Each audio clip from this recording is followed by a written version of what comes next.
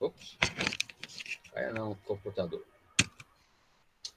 Muitíssimo. Deixa eu só me organizar aqui que a gente começa.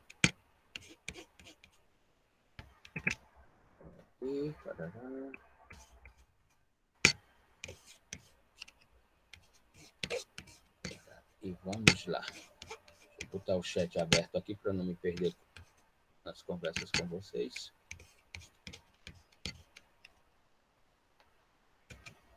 Abrimos o chat.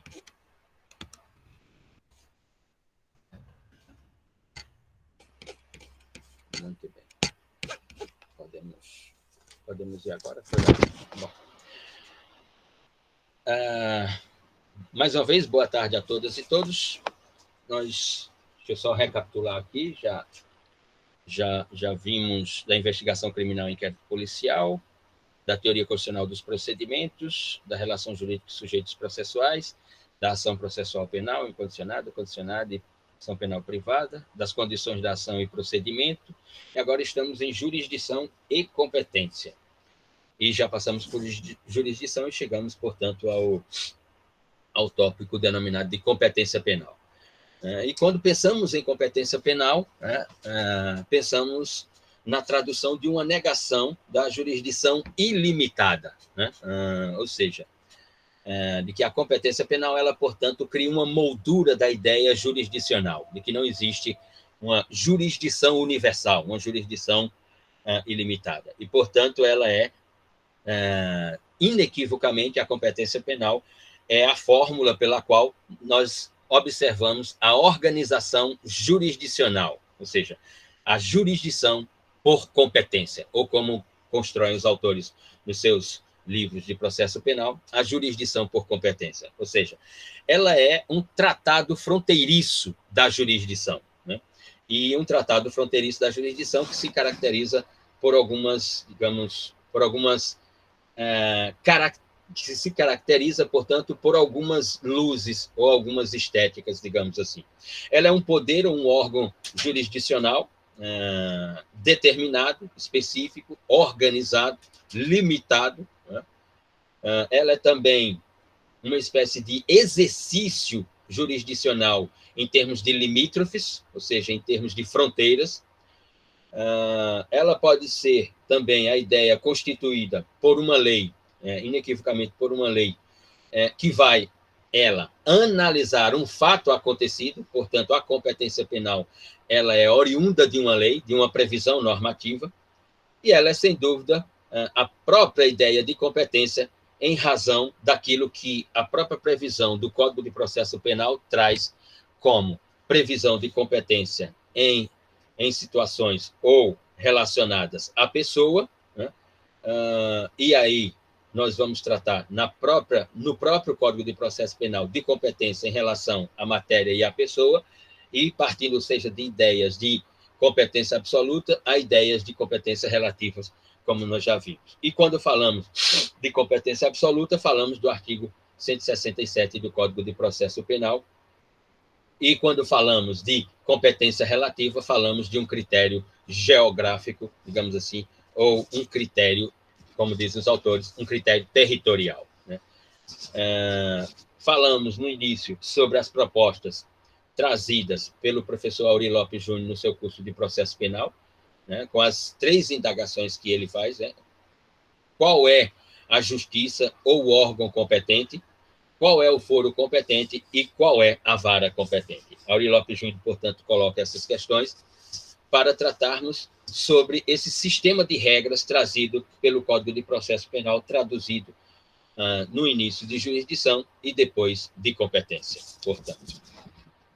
A ideia dele portanto, tocar na ideia de incompetência do juízo, e essa incompetência do juízo anularia todos os atos decisórios, todas as declarações, digamos assim, todas as manifestações do juiz, pelo Instituto da Declaração das Nulidades Processuais. E, portanto, anuladas essas decisões desses juízes, todos todo o auto do processo, ou os autos do processo, deverão ser redirecionados, redistribuídos, reencaminhados, digamos assim, ou enviado para um juiz que agora se traduza como competente. Chegamos a falar também sobre essa questão lá prevista no Código de Processo, no novo Código de Processo Penal, no decreto 80, no projeto de lei, no PL 8045 de 2010, né, no artigo 93, que, portanto, versa sobre essa situação e prescreve que o juiz pode conhecer de ofício a sua incompetência em razão exatamente da competência penal ou da jurisdição. O artigo 93, portanto, vem minimizar uma dialética na doutrina brasileira, já que no Código de Processo Penal nós não temos essa possibilidade do juiz se autodeclarar incompetente.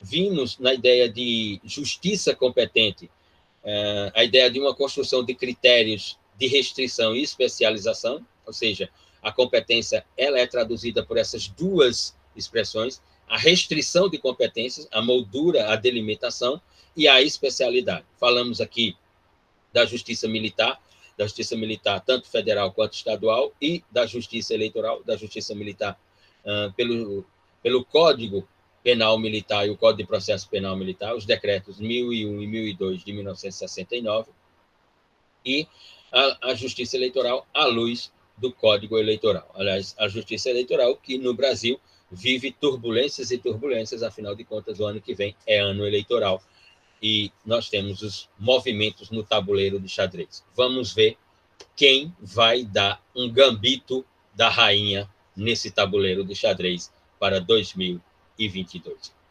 Sobre justiça comum, a ideia da justiça federal, né, dos tribunais regionais federais no Brasil, como justiça federal, uma justiça comum, essa justiça federal ela é uma justiça comum, assim como a justiça estadual. Como diferenciar justiça estadual de justiça comum e quais conclusões nós podemos chegar? Peguemos a ideia da tipologia, das tipologias criminais, digamos assim, um crime, ou seja, um crime só pode, ou só será, ou só seria de competência da justiça comum estadual quando não for da Justiça Federal. Ou seja, então nós temos uma hierarquia entre Justiça Estadual e Justiça Federal em termos de competência penal. Quando analisarmos as tipologias penais do direito brasileiro previstas na parte especial do Código Penal Brasileiro e em toda a legislação penal especial, ou denominada legislação penal extravagante, né, e não nos esqueçamos que nós estamos no país com mais de 2.500 tipos penais. Ou seja, é improvável você ter vida no Brasil e dizer que vai morrer sem nunca ter cometido um crime. Poderá morrer você vai, assim como eu, como nós, vamos, e até não responder a um delito. Por quê? Por ausência de autuação. Mas que você terá cometido algum crime até a data do seu falecimento, você terá cometido. Afinal de contas, num sistema que tem mais de 2.500 tipos penais, é improvável não se cometer uma tipologia. Eu cometo umas 5 por dia, no mínimo, né? A questão é que até então não fui autuado, digamos assim. Bom, então, quando pensamos em justiça estadual, nesse campo das tipologias, no campo dos crimes ou delitos, nós imaginamos que, quando não for de nenhuma competência, quando o delito não for de nenhuma competência das justiças especiais, ou seja, da justiça militar, da justiça eleitoral, da justiça federal, né? Quando não for, e justiça militar estadual ou federal, quando não for de nenhuma competência dessas justiças especiais, então o crime será de competência da justiça estadual. Assim se dá.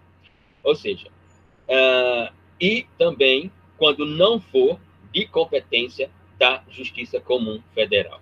Então, eu preciso estar atento à ideia de justiça militar, estadual e federal, de justiça eleitoral, de justiça federal comum ou especial e da própria justiça estadual. Então, por um critério de exclusão é que eu vou saber, portanto, identificar que o crime é de competência estadual e não das demais justiças, das justiças especiais. No caso da Justiça Penal Militar, ou da Justiça Militar, desculpa, no caso da Justiça Penal da Justiça Militar, os requisitos do tipo penal estão lá na legislação denominada de Decreto-Lei, Código Penal Militar, o Decreto 1001 de 1969. Né? O artigo 9º do Código Penal Militar, assim como a Lei 7.565 de 83, constroem essas tipologias, digamos assim. Então, eu tenho tipos penais no Código Penal Militar. Eu posso fazer uma visita ali ao artigo 9º do Código Penal Militar, o Decreto 1001 de 69. Eu posso identificar como ideias de interesses tipológicos da Justiça Militar ou situação de interesses tipológicos da Justiça Militar na Lei 7.565 de 83, assim como mais recentemente na Lei 13.491 de 2017. É bom fazermos, é recomendável a observação de se não ignorar a ideia de quando falamos de justiça militar, estarmos falando de polícias militares, de estar falando de exército, de estarmos falando de marinha e de estarmos falando de aeronáutica. Né? O que significa dizer que eu tenho que olhar o que é realmente essa justiça militar dentro de toda a complexidade dos militares na realidade da República Federativa do Brasil. Né? Ou seja, o que é realmente de competência da Justiça Militar de delitos praticados. E aí eu tenho que pensar, delitos praticados por membros da polícia, delitos praticados por membros reconhecidos como militares, ou seja, policial militar, policial do Exército, policial da Marinha, ou membro da Marinha, integrante da Força Aérea, da Aeronáutica, etc. Ou seja, o que é que eu posso interpretar e que vai para a Justiça Militar, do que é de competência do Conselho de Justiça e dos auditores da Justiça Militar, ou o que é de competência do Superior Tribunal Militar, ou seja, é possível julgar um civil na Justiça Militar? Como é que a Constituição Federal trata essa situação, por exemplo? Eu posso ter um civil que praticou uma conduta e que seja de interesse da Justiça Militar e ele ser julgado na Justiça Militar? O que é que diz o artigo 124 da Constituição Federal sobre essa possibilidade? Então, o que nós notamos é que, em termos de jurisdição, não exatamente de jurisdição, mas fundamentalmente de competência, o Poder Judiciário, ou as competências judiciárias no Brasil, elas traduzem uma complexidade bastante interessante, digamos assim. Porque eu tenho juízes de direito, eu tenho juízes militares, eu tenho conselhos de justiça, ou seja, eu tenho tribunais de justiça, eu tenho tribunais regionais federais, eu tenho tribunais militares, enfim, eu tenho toda uma complexidade que ela é organizada ali naquele ponto do capítulo da Constituição, que para muitos, no pensamento jurídico, só a norma em si não traduz toda essa complexidade.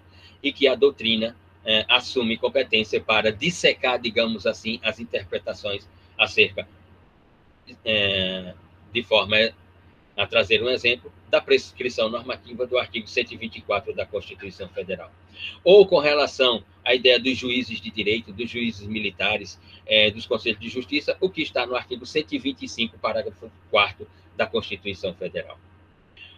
Ou, mais ainda, quando envolve um capítulo específico da justiça brasileira, que é o denominado Tribunal do Júri. Né? E nós sabemos quais são as competências do Tribunal do Júri, mas quando nós temos um militar envolvido em uma conduta tipológica que é de competência do Tribunal do Júri, como fica, portanto, essa ideia rígida de competência do Tribunal do Júri? A doutrina deu, digamos assim, auxílios à interpretação dessas normatividades, seja a do Código Penal Militar, do Código de Processo Penal Militar, seja a da própria Constituição. Hoje que eu digo já há algum tempo, nós temos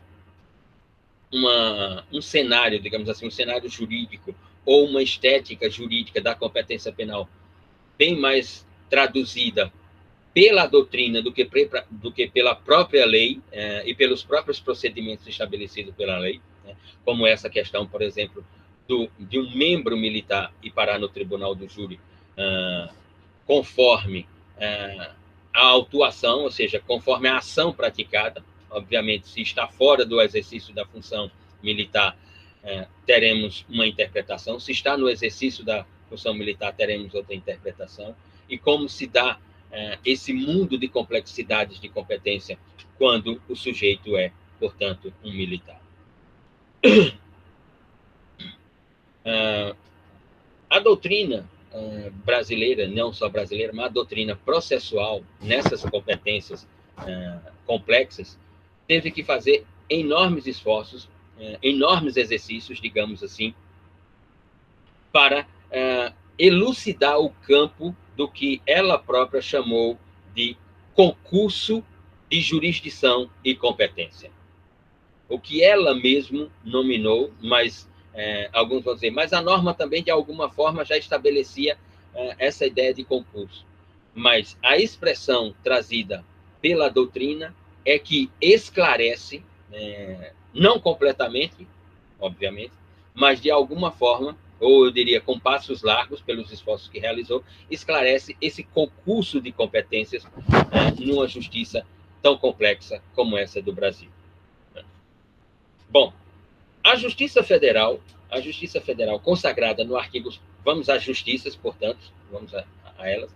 A Justiça Federal, portanto, consagrada no Brasil pela Constituição Federal, ou seja, de uma previsão de Constituição Federal, uma Justiça Federal denominada de especial, que inclusive, para o seu exercício operacional na base ou na estrutura, se dá pela ideia de acúmulo de função dentro do Poder Judiciário. Vários juízes acumulam função em outras categorias de justiça, mesmo ele sendo juiz titular em uma determinada justiça e passa a ser substituto em outra e acumula as funções.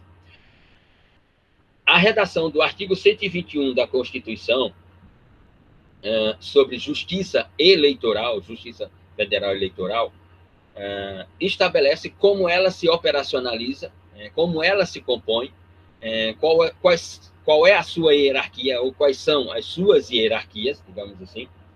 Então, eu tenho, primeiramente, uma previsão constitucional, depois uma previsão infraconstitucional do Código Eleitoral, da Lei 4.737, de 65, lá no capítulo dos artigos entre 289 e 354, ou seja, do 289 ao 354 do Código Eleitoral, nós temos as competições, ou seja, a afirmação de que a justiça eleitoral ela é uma justiça especial, e, portanto, comandada pela Constituição, no artigo 121, e pelo Código Eleitoral, a Lei 4.737/65, nos artigos que eu me referi.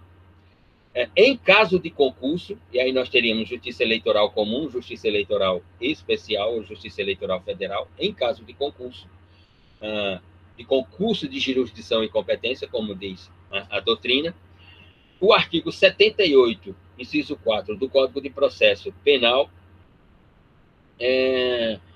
dá algumas elucidações sobre o que está lá previsto na legislação eleitoral. Quando nós estamos falando de crime, quando nós estamos falando de uma ação delituosa, quando nós estamos falando de tipologia. Uma coisa são os crimes eleitorais que estão lá no Código Eleitoral, na Lei 4.737, e todas as suas atualizações, e um crime comum em um momento em que a jurisdição e a competência é de exercício da justiça eleitoral. E aí o Código de Processo Penal elucida através do artigo 78, fazendo a diferenciação ou a divisão, como gostam alguns, digamos assim. A Justiça Comum Federal, que se trata de uma justiça, como dizem os autores, que se trata de uma justiça de maior graduação, Em relação à justiça eleitoral, em relação à justiça estadual, eu teria a justiça estadual, a justiça comum federal, e aí os autores criam, portanto, uma ideia de competência hierárquica nesse campo. A justiça comum federal, que também nasce da ideia constitucional, lá do artigo 109 da nossa Constituição, estabelece uma série de competências. Por exemplo, no que se refere a tipologias denominadas de tóxicos, é um dos exemplos, seja lá o que seja interpretado como tóxico, já que nós estamos tratando, quando falamos de lei de drogas, estamos falando de uma tipologia aberta, ou seja, de um tipo penal aberto, não é a normativa em si, não é a lei em si que diz o que é droga, mas, em regra, uma resolução, uma portaria do sistema de saúde que, portanto, vai dizer o que é droga, e eu teria lá uma moldura das substâncias que são interpretadas por droga, e, portanto, aqui está o caráter de norma penal em branco, como dizem os autores.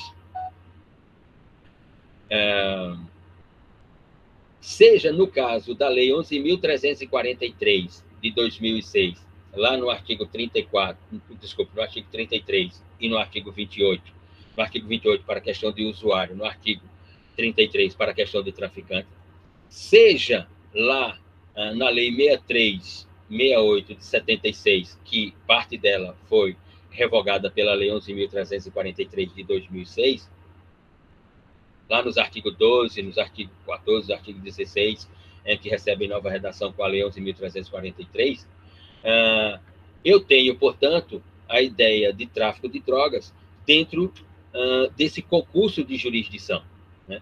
Porque a normativa da Lei 11.343 vai tratar como um crime de ordem federal, como, por exemplo, o tráfico de drogas.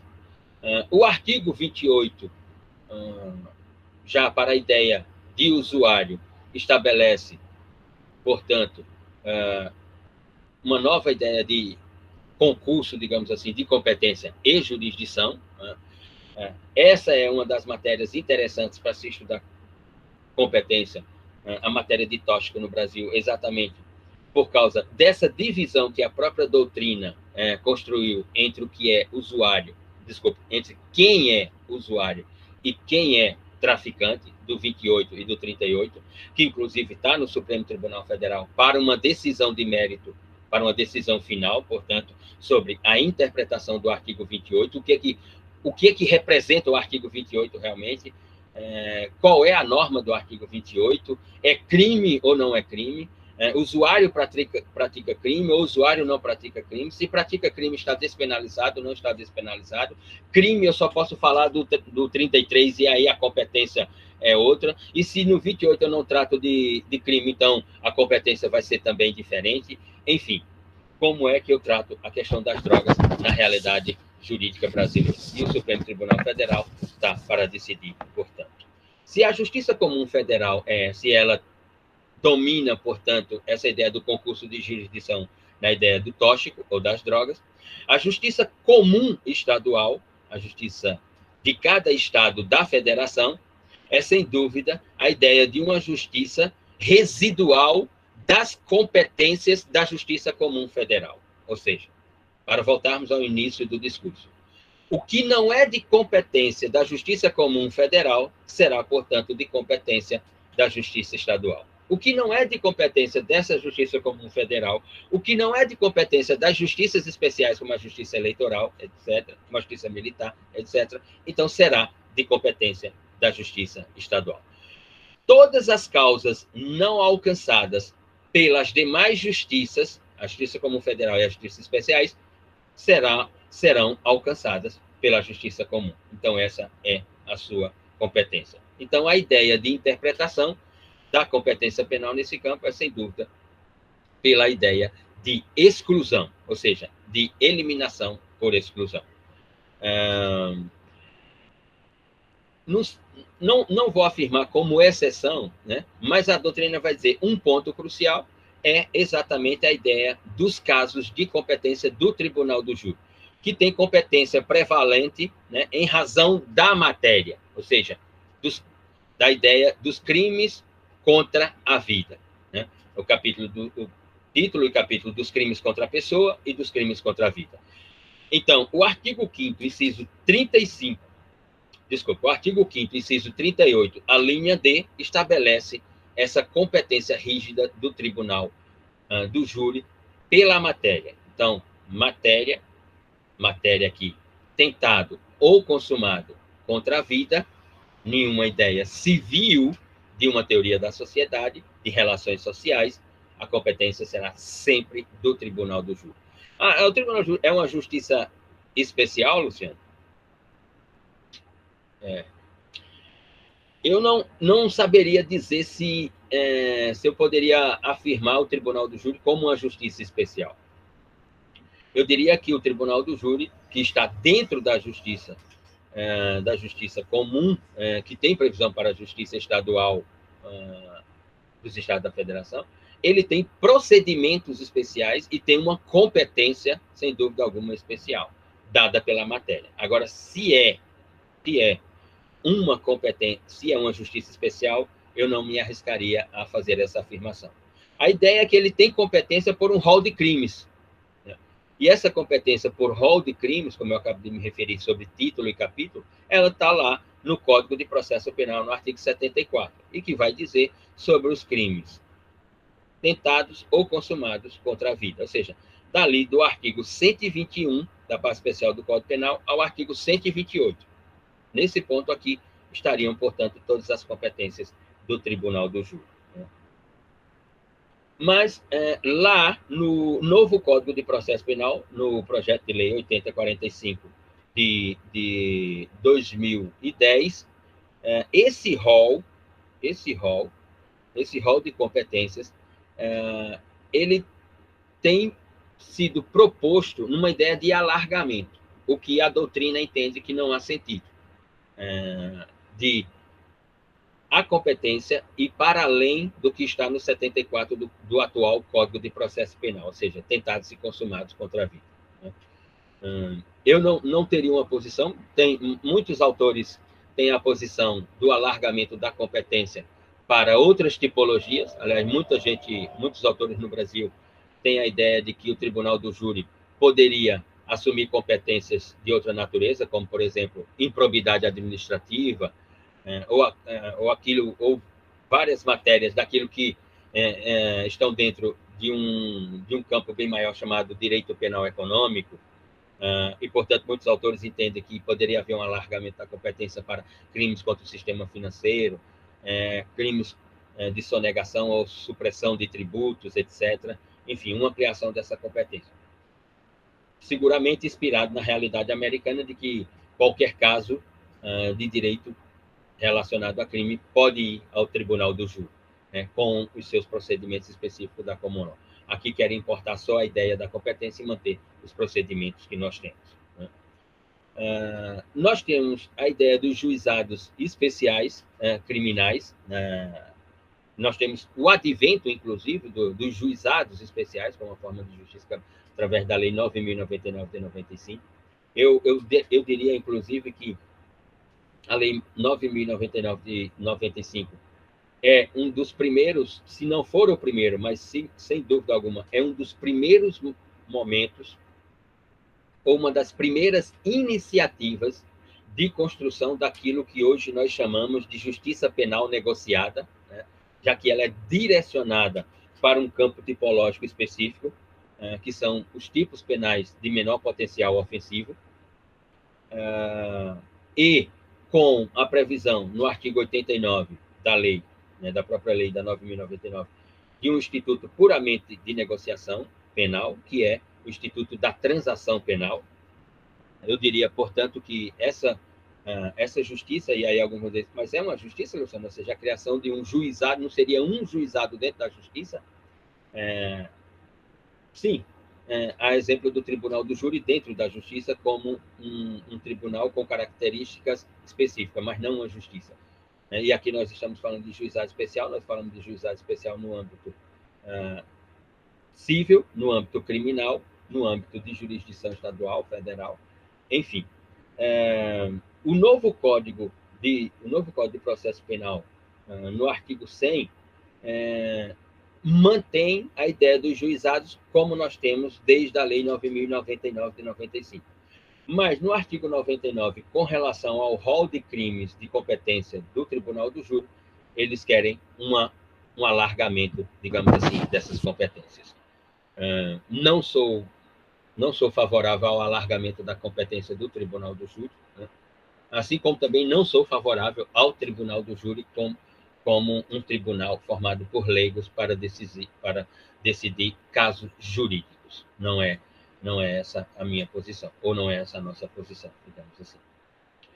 Saindo desse campo das justiças especiais, entre justiça comum e justiças especiais, chegamos àquela segunda questão colocada pelo professor Ari Lopes Júnior, que é a ideia do foro competente. O que é esse foro competente? E aqui, foro competente em razão do lugar, e essa competência em razão do lugar, a doutrina afirma no Brasil, peremptoriamente, que ela é relativa, ela tem uma competência relativa, ou seja, o lugar no qual o crime fora cometido. E por que ela tem uma competência relativa? Particularmente porque também a ideia do cometimento de crime lá na parte geral do Código de Processo Penal se dá por uma ideia da teoria da ubiquidade. Ou seja, eu vou interpretar o que é crime tanto no início da ação praticada, quanto no resultado advindo definitivamente. Então, eu teria uma teoria mista do reconhecimento do que é crime. Ou seja, a ação pode se iniciar num campo jurisdicional e ela se estender no modus operandi até o resultado em um outro espaço jurisdicional. E aí o campo da competência vai entrar em ação, né? Principalmente porque nós temos também a previsão dos tipos penais denominados de crimes continuados e crimes permanentes, o que aumenta a complexidade no campo da interpretação sobre a ideia de foro e de foro competente. Então, eu tenho, por razão do lugar, uma competência relativa que deve ser arguída pela defesa desde o primeiro momento, ou seja, as questões de competência, elas têm, nós fizemos referência aqui a um caso específico, né, sobre o processo denominado pelos meios de comunicação social no Brasil, como o caso Triplex, do ex-presidente da República, o senhor Luiz Inácio Lula da Silva. Essa arguição de incompetência, ela deve aparecer, melhor dizendo, no primeiro momento que a defesa tem para se manifestar, e não lá à frente, né? Não se declara, como já vimos, né, no Código de Processo Penal, não se declara de ofício, e nem alegada pelo Ministério Público. O Ministério Público não alega a incompetência, o juiz não declara de ofício, né? O artigo 70 do Código de Processo Penal,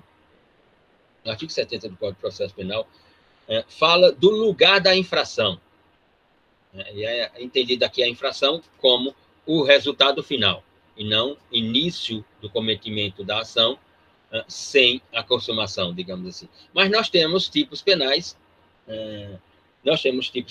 materiais e tipos penais formais. Em tipos penais formais, essa questão ela fica resolvida, né? Já que não preciso de um resultado. Mas nos denominados crimes materiais, eu tenho início da ação, desenvolvimento da ação e consumação da ação, ou conclusão da ação, conclusão final da ação, com o fechamento do tipo, digamos assim. Então, a ideia de crime tentado, ou a ideia de tentativa lá do artigo 14, também aparece para complexizar o campo das competências, digamos assim. No artigo 71 do Código de Processo Penal, o legislador veio falar da ideia de prevenção sobre essas tipologias e sobre o próprio crime e, portanto, para a organização da competência. Ou seja, isso que é uma prevenção no artigo 71 do Código de Processo Penal, no PL 8045 de 2010, no artigo 96, o legislador decidiu romper com essa complexidade e criar um regimento geral, digamos assim. O lugar dos atos praticados seria uma exceção. O que importa é o crime, se ele foi consumado ou não foi consumado, e não as fases de cometimento do crime, para a ideia de foro competente. Foro competente é uma questão, vara ou juízo competente é outra questão, como diz Aurí Lopes Júnior, mas também como diz Rosmar Alencar, Pierre Souto-Maior, Afrânio Silva Jardim, como diz Antônio Escarance Fernandes e tantos outros. Quando eu estou falando de foro, eu estou falando de competência penal em relação ao lugar fundamentalmente. Quando eu estou falando de vara, ou estou falando de juízo competente, eu estou falando da resolução ou de uma questão resolvida junto à justiça que envolve foro e vara. Ou seja, foro é algo específico.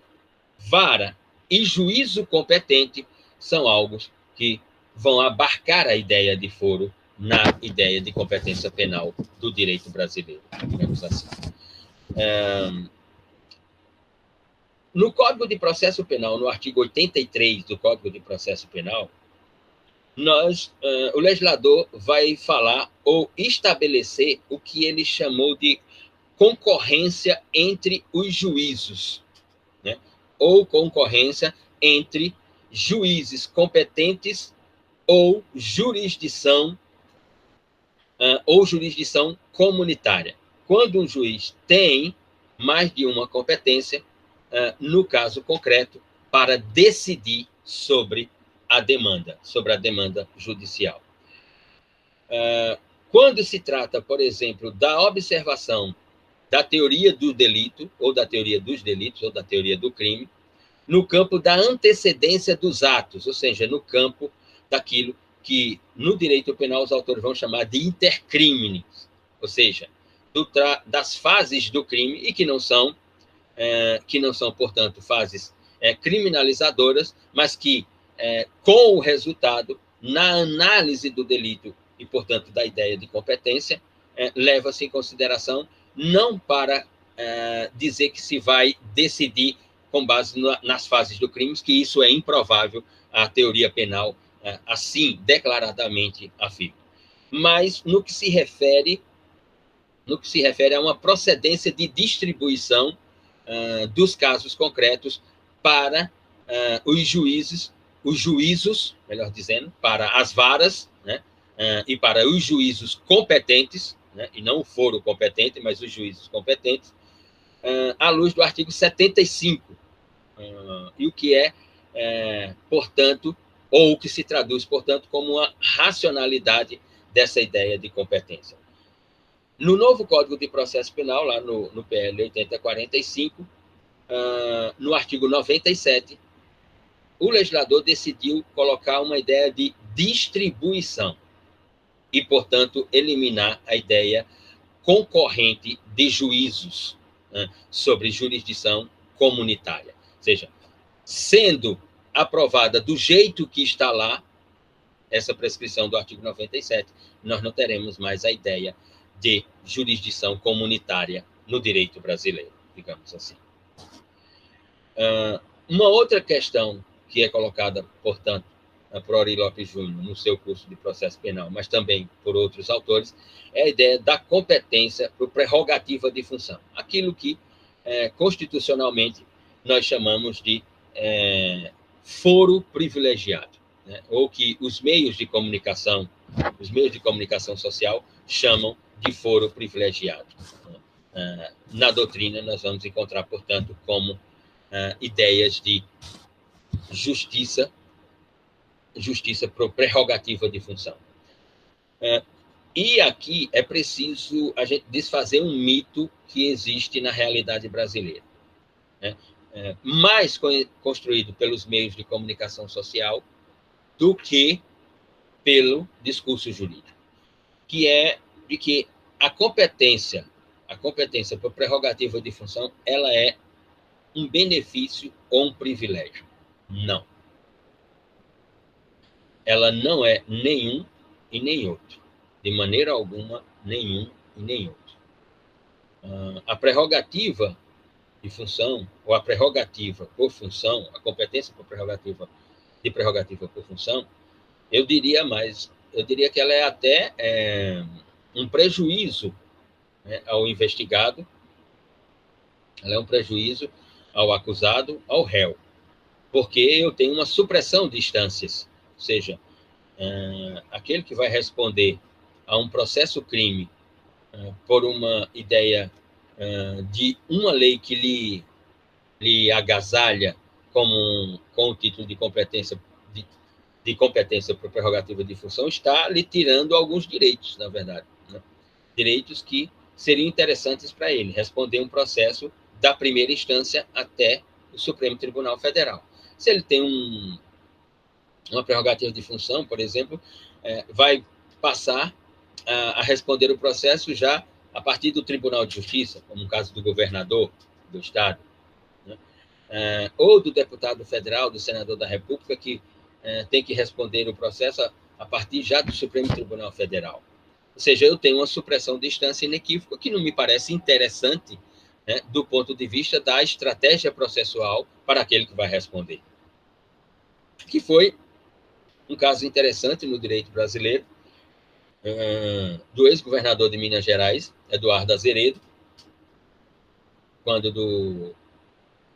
do processo denominado do mensalão do PT, mensalão do Partido dos Trabalhadores, da Ação Penal 470, e ele como membro do PSDB, e aí depois teve o mensalão do PSDB, e ele chegou a ser condenado, ele tinha prerrogativa de função, e aquilo era um prejuízo judicial, um prejuízo processual em termos de instância para Eduardo Azeredo, e ele decidiu renunciar ao cargo exatamente para responder o processo a partir lá da primeira instância e ter todas as garantias até o Supremo Tribunal Federal. Muito bem. No artigo 84 do Código de Processo Penal, eu tenho, portanto, essa ideia da competência por jurisdição. Desculpa, da competência por prerrogativa de função.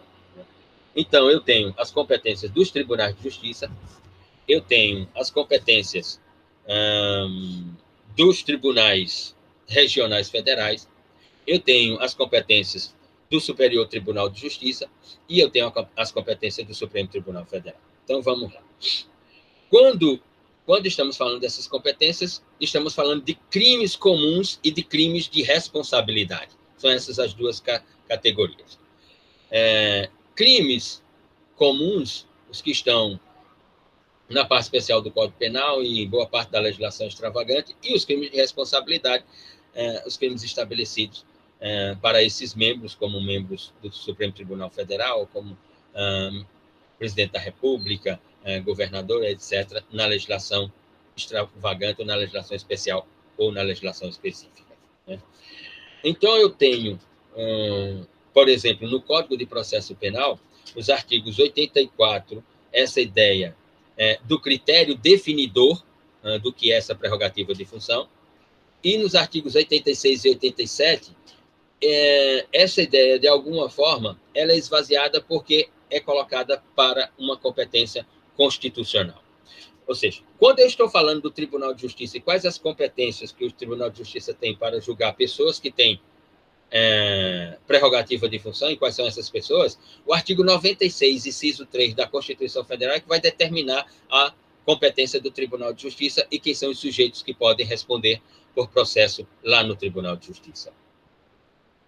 Quando eu estou falando de Tribunal Regional Federal, os tribunais regionais federais das 5 regiões, estou falando do artigo 108, inciso 1, a linha A da Constituição Federal, e que vai determinar, portanto, quais são aqueles personagens ou aquelas personagens que estarão sob a jurisdição e a competência de um dos 5 tribunais regionais federais do Brasil. Quando eu estou falando de Superior Tribunal de Justiça, estou falando, portanto, do artigo 105, inciso 1, a linha A da Constituição. E o principal instrumento, né, para a construção aqui é através do campo recursal para o Superior Tribunal de Justiça, que estabelece uma divisão. Ou seja, eu tenho uma competência recursal do Tribunal de Justiça, que ela é uma uma competência única para crimes comuns, né? E eu tenho uma competência do Superior Tribunal de Justiça, do STJ, quando estou falando dessas pessoas que são agasalhadas por uma previsão normativa denominada de prerrogativa de função ou prerrogativa por função, vamos dizer. E vou falar do Supremo Tribunal Federal quando estou me referindo ao artigo 102, inciso 1, a linhas B e C da Constituição. Então, todos esses dispositivos trazem rol taxativos, os rols não são enumerativos, eu estou falando de taxatividade, ou seja, ou a personagem está dentro dessa previsão normativa e, portanto, é agasalhada pela prerrogativa de foro, né? Ou não está e não participará. O rol não é enumerativo. O rol é um rol fechado, é um rol taxativo, digamos assim, nesse sentido. Mas e as competências lá do Tribunal do Júri, Luciano? Se pode pensar em prerrogativa de função à luz do Tribunal do Júri, como é que fica a questão? Vale a prerrogativa de função para o Tribunal do Júri? E recordando, mais uma vez, pessoal, se o Tribunal do Júri é uma justiça especial ou se o Tribunal do Júri é da Justiça Comum ou da Justiça Federal, mas com procedimentos especiais. Mais uma vez, interpretando de que ele está no campo das justiças, mas não como uma justiça especial. Ele tem procedimentos e características jurídicas e condições jurídicas especiais. Não iria para a argumentação de ser uma justiça especial, exatamente. Mas alguns autores vão sustentar a ideia de que é uma justiça especial exatamente por causa da competência delimitada que estabelece, portanto, qual é a jurisdição. Ou seja, quando digo que o Tribunal do Júri tem suas competências do artigo 121 ao 128, então ele seria uma forma de justiça especial para esses autores. Mas vale a prerrogativa de função para o Tribunal do Júri? Aquele que comete um crime, por exemplo, nós já tivemos casos interessantes no Brasil, como, por exemplo, na questão de dirigir veículo automotor sob a substância, com influência de substância alcoólica, né? E, portanto, vir a causar um dano, e esse dano é traduzido por um resultado de causa-morte. A pessoa tinha prerrogativa de foro, que era um deputado federal, e há uma tese no direito brasileiro, construída pelo Ministério Público, de que, nesse caso, nós estamos falando de dolo eventual, e, portanto, se é dolo eventual, a competência do Tribunal do Júri ela é alargada. Então, à luz do dolo, e não apenas do que está ali dos artigos 121 a 128, mas sim à luz da própria ideia do Código de Trânsito Brasileiro, com uma previsão específica sobre guiar veículo automotor mediante a influência de bebida alcoólica e vir a ter o resultado com causa-morte. Parte da justiça aceita a tese de dolo eventual construída pelo Ministério Público, que se aí é dolo eventual, é de competência do Tribunal do Júri, então aquele que tem prerrogativa de função vai responder pelo Tribunal do Júri, ou o processo fica suspenso e só será dado início e desenvolvimento ao processo lá no Tribunal do Júri quando ele não tiver mais a prerrogativa de função, ou seja, quando sair do cargo, quando o seu mandato eletivo, portanto, chegar ao final. Eu tenho uma competência jurisdicional, nesse caso, por ideias de hierarquia. Se discute na doutrina, a doutrina tem um posicionamento que é inequívoco, divisório, ou seja, eu tenho uma divergência, pode responder, sim, vai responder, não pode responder. Aí não pode responder por quê? Não pode responder porque a prerrogativa de função ela é um império constitucional. Né? Mas aí vou dizer, sim, mas o Tribunal do Júri também é uma previsão constitucional e a competência dele, sim, a competência dele é determinada pelas expressões tentadas ou consumadas de tipos dolosos. Né? Mas aí a outra parte da doutrina vai argumentar de que sim, mas é uma tese nesse campo específico, é uma tese construída pelo Ministério Público, né? De que, inclusive, não tem uma manifestação de mérito pelo Supremo Tribunal Federal definitiva, né, reconhecendo, nesse caso de veículo automotor e substância alcoólica, com resultado morte, de que, portanto, tem que reconhecer que é uma forma de dolo, e a forma de dolo é o dolo eventual, e, portanto, seria de competência do Tribunal do Júri. Né? A outra parte da doutrina diz que não, que é uma ideia de culpa consciente, e culpa consciente é, portanto, de competência da justiça comum, de uma ideia de vara e de competência de vara e de foro competente, e não do Tribunal do Júri, com procedimentos especiais, e, portanto, não estaria sob essa ideia. Mas, enfim, é uma discussão muito viva na doutrina brasileira, é uma discussão muito intensa no pensamento jurídico brasileiro.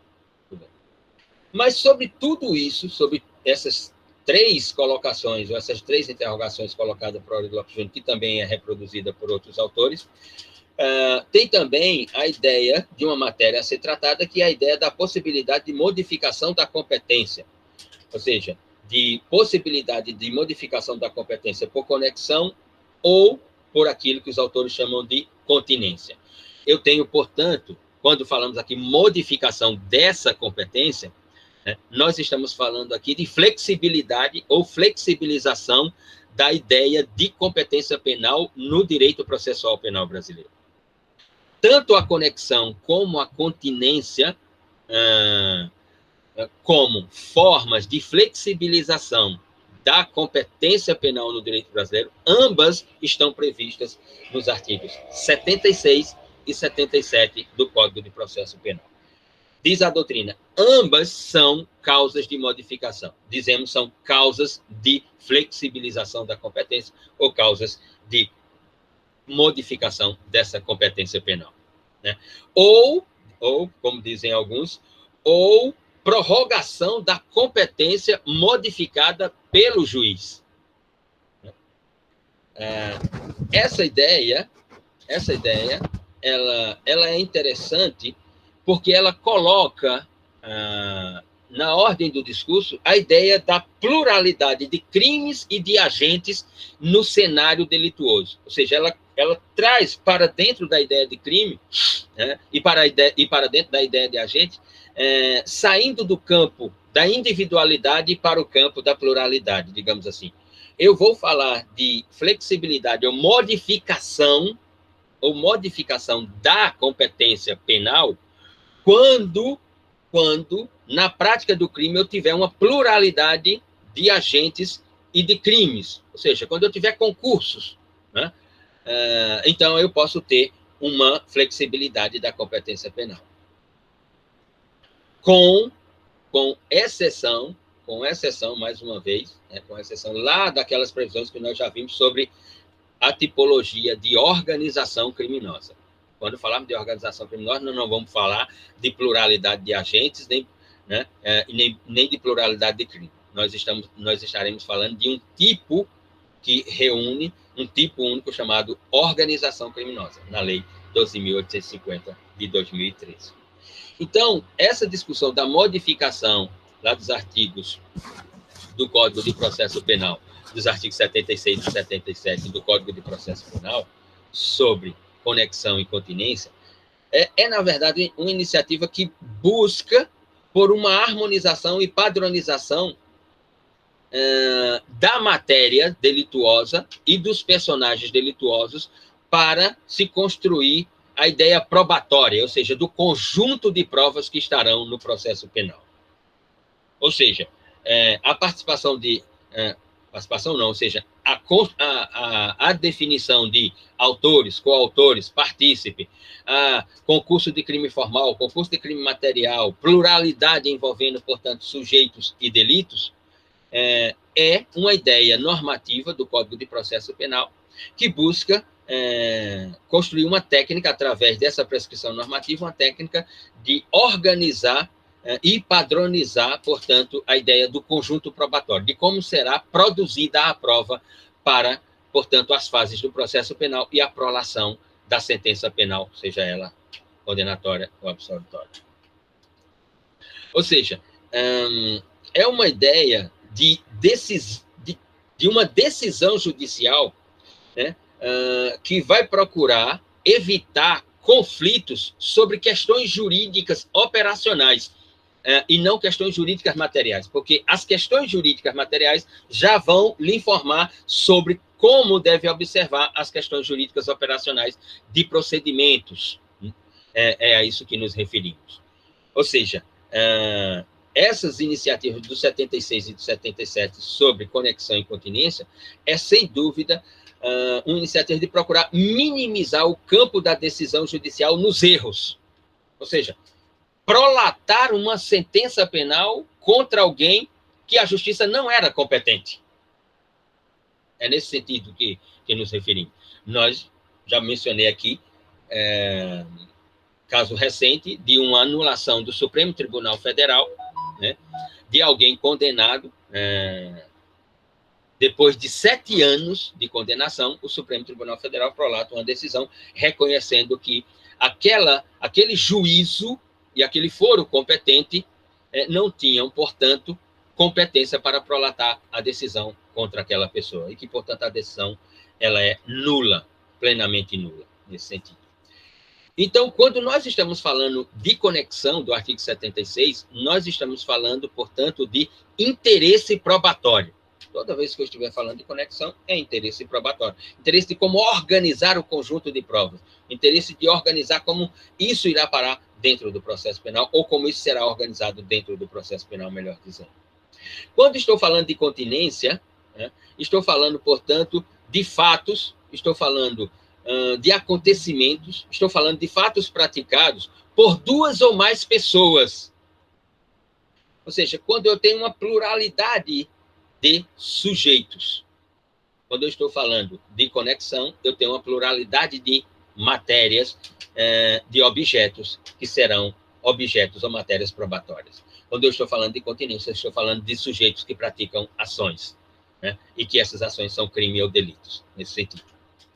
Então, quando eu tenho uma pluralidade, quando eu tenho 2 ou mais personagens como pessoas que praticaram ações, ou seja, como sujeitos que podem figurar como sujeitos do delito, eu estou, portanto, diante de algo que pode se traduzir como uma conflituosidade. E como resolver isso? Como construir tratos jurídicos diferenciados? Como é que a justiça vai fazer isso? Identificado pelo juiz, então eu tenho um método dado pelo Instituto da Continência. Então eu tenho que ter um processo desmembrado para esse sujeito, digamos que ele seja o coautor, e ele não poderia estar ali, e eu terei um processo para o autor, um processo principal, e eu terei um processo desmembrado para aquele que figurar como autor de outra tipologia, de outra matéria, portanto, e tivermos conflitos sobre autoria, competência, participação, em função, fundamentalmente, essa complexidade que se observa à luz de uma pluralidade de objetos denominados crimes ou delitos, de matérias denominadas crimes ou delitos. Ou o julgamento pelo mesmo juízo e foro, ou julgamento, mas em um processo em separado, e não no mesmo processo. Então, o juiz opta, ou o juízo opta, ou por um desmembramento, ou por um julgamento em separado.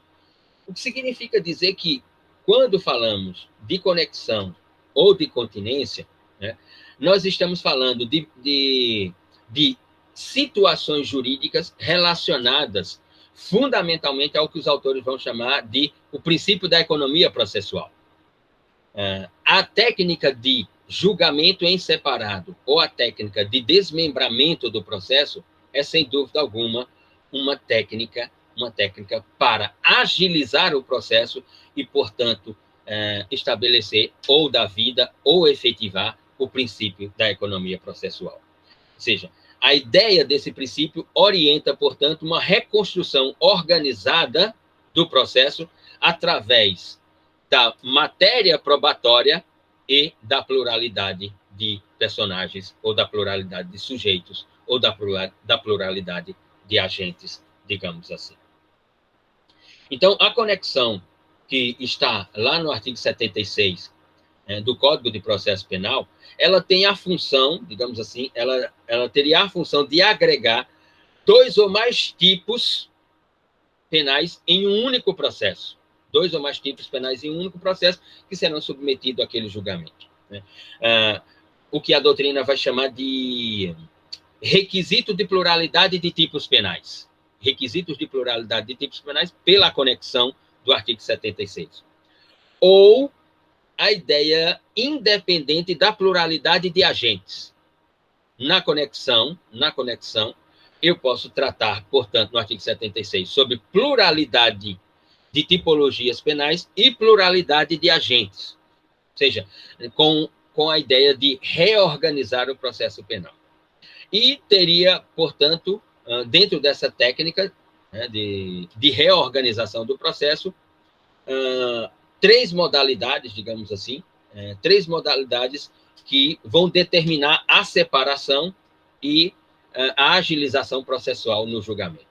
Seria a ideia ocasional, a ideia simultânea e a ideia eventual. Ou seja, quando eu estou falando de sujeitos que estão no crime por uma ideia ocasional, ele não deveria estar ali, mas apareceu ali, e então estava no cenário delituoso e envolvido, portanto, na consumação do delito. Eu posso falar sobre simultaneidade da prática dos delitos A, B e C, ao mesmo tempo, ou eu posso falar de um delito praticado eventualmente e que vai se dar, portanto, ou o sujeito ativo do delito praticou um crime que ele pode ser interpretado por essas 3 estéticas, ou nós temos personagens que praticaram os crimes que traduzem essas 3 estéticas jurídicas, ocasional, simultânea e eventual. E aí, portanto, notamos que, para aquela ideia anterior, a técnica é adequada. Ou se desmembra, né, ou se faz julgamento em separado, ou pela técnica do desmembramento, ou pela técnica da separação, né, de sujeitos e de tipos, digamos assim. Assim se dá, portanto, num primeiro critério. Esse é o primeiro critério, critério das modalidades, das 3 modalidades para haver separação em julgamento ou desmembramento. Critérios denominado de ocasional, denominado de simultâneo, denominado de eventual ou improviso, digamos assim. Um segundo critério é pela própria ideia construída na normatividade, que é o instituto do concurso de agentes. E como terceira previsão, a ideia de reciprocidade ou a ideia recíproca da comunicação entre ações e sujeitos, né, para responderem conjuntamente ou em separado ou em desmembramento ao processo. Mais ainda, a doutrina, quando analisa o artigo 76 do Código de Processo Penal sobre conexão, ainda analisa sobre 2 perspectivas, a invenção de 2 perspectivas. O que ela vai chamar de conexão objetiva e uma outra conexão instrumental. Eu estou à luz de uma conexão objetiva quando a prática se dá por uma pessoa, quando essa prática se dá... Desculpe, Maria Fernanda, professor, o senhor pode repetir o terceiro critério? Sim, o terceiro critério é de reciprocidade conectiva entre sujeitos e ações praticadas. A doutrina vai chamar de critério ou modalidade recíproca, quando eu tenho interesses conectados entre os agentes, né? Isso foi discutido muito também nas supostas tipologias praticadas pelo ex-presidente da República, Luiz Inácio Lula da Silva, que teriam personagens que teriam interesses em comum com aquela prática e, portanto, por exemplo, o gestor da empresa tal que teria proporcionado o benefício tal e que se traduziria como crime de corrupção passiva pelo presidente, e aí eles teriam que responder conjuntamente, não só o ex-presidente teria que responder pela corrupção, por ele ter admitido aquele benefício, e que seria um benefício de forma ilícita, mas também aquele que corrompeu, ou seja, o corrompido e o corrompidor. responderiam conjuntamente, nessa ideia de conexão, se debateu intensamente isso no campo processual. Essa conexão objetiva, que é a prática de uma pessoa com a finalidade de ocultar outras práticas, ou seja, eu tenho isso que a doutrina vai chamar de conexão objetiva. Eu tenho uma pessoa que pratica um delito A porque ela tem como objetivo finalístico, que esse delito A seja o delito de maior estética, de maior visibilidade, e que ele vai ocultar outras infrações que não são da mesma relevância criminal, mas são infrações penais. Mas a ideia dele é que ele responda só por essa tipologia e que as outras não venham ao campo processual. E conexão instrumental é aquilo que a doutrina vai chamar de conexão tipológica. Conexão instrumental seria a ideia tipológica na conexão, que seria uma questão unicamente probatória entre essas questões delituosas, entre as tipologias. Como construir o conjunto probatório dessas outras infrações, já que aquela é relevante, ou seja, o crime de maior relevância, então, que ocupa maior visibilidade, eliminaria a ideia das outras infrações de menor relevância criminalmente falando, ou não? Então, eu teria no direito brasileiro, no direito penal, no direito processual penal brasileiro, do artigo 76 do artigo 76 do Código de Processo Penal, duas categorias de tipologia, uma denominada de tipologia objetiva, a outra denominada de tipologia instrumental. O de conexão instrumental teria a conexão objetiva e a conexão instrumental chamada de conexão tipológica material. No novo Código de Processo Penal, no PL 8045, o legislador colocou também no artigo 76 a ideia de intersubjetividade por reciprocidade. Lá no Código de Processo Penal, se vier a ser votado como está, nós teremos uma redução das três modalidades.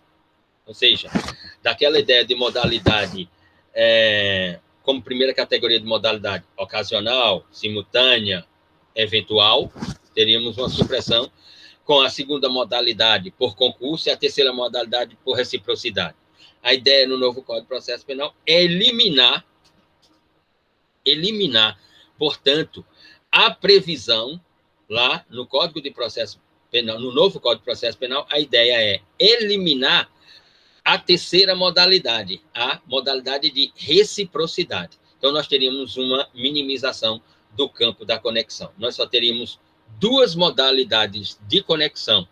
A primeira, com a sua estrutura trifásica, e a segunda por concurso. E a terceira por reciprocidade, ela seria eliminada.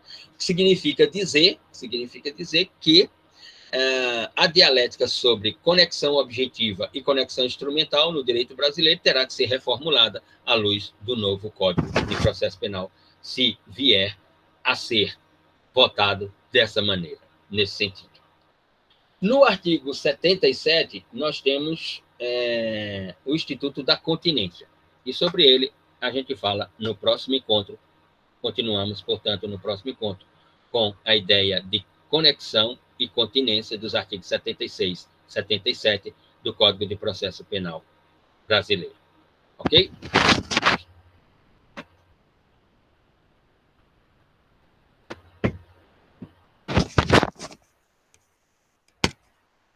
Quem tiver alguma questão a colocar, por gentileza, pode fazê-lo. Eu só estou aqui interrompendo a gravação. Fique à vontade.